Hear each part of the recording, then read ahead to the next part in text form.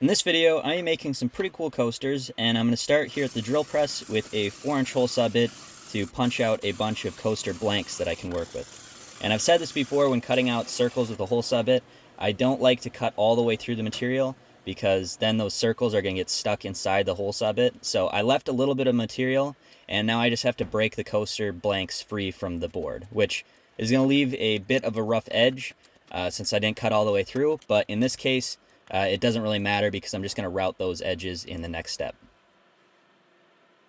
So I'm going to route the bottom edge of all the coaster blanks, and I actually couldn't quite find the right router bit I wanted to use for this.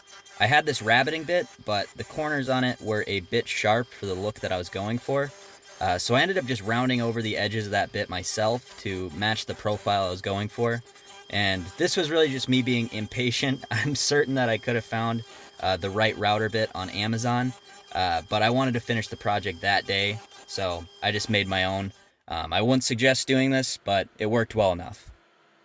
At this point, these are just normal coasters, but this next step is what's actually going to make these coasters interesting and unique, and that is I'm going to be cutting slots in all the coasters that will allow the coasters to all fit together. And so I'm using the biscuit joiner to do this because the biscuit joiner has a 4-inch blade, which will perfectly fit the 4-inch coasters.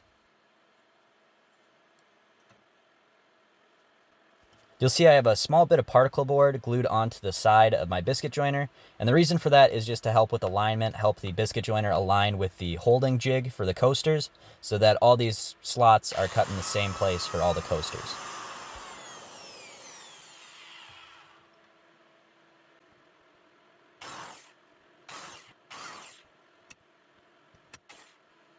I'm also going to cut a couple of slots in the bottom side of each coaster, but these are going to get filled in, and I'll talk about why later.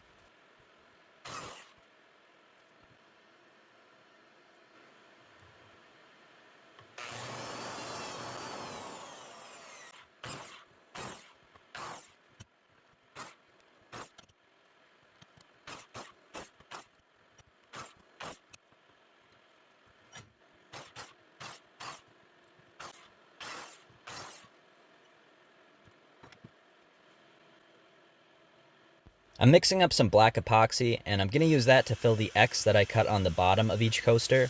And my thought behind this is that it will hopefully prevent the coasters from warping or cupping.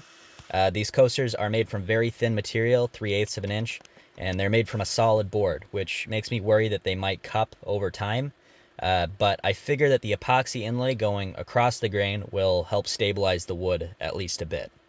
I'm trying to get rid of as many bubbles as possible before the epoxy cures, and I couldn't find my torch, so I am using the worst possible lighter for this, but it worked. To match the black epoxy, I'm also going to paint some other areas of the coaster black, but before that, I'm going to spray it down with some spray lacquer, let that dry, and then I'll paint over everything black.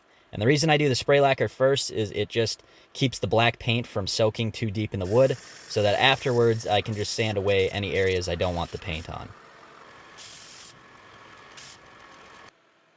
And now just a few more layers of spray lacquer to finish the coasters.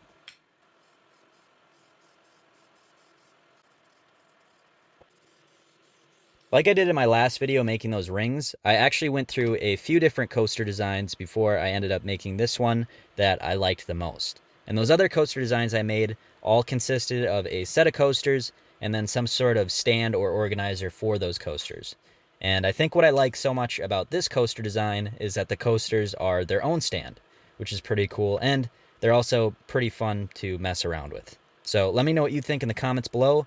I already gave away this set of coasters, but I am probably going to have the other designs that I made on my Etsy soon. So thanks for watching.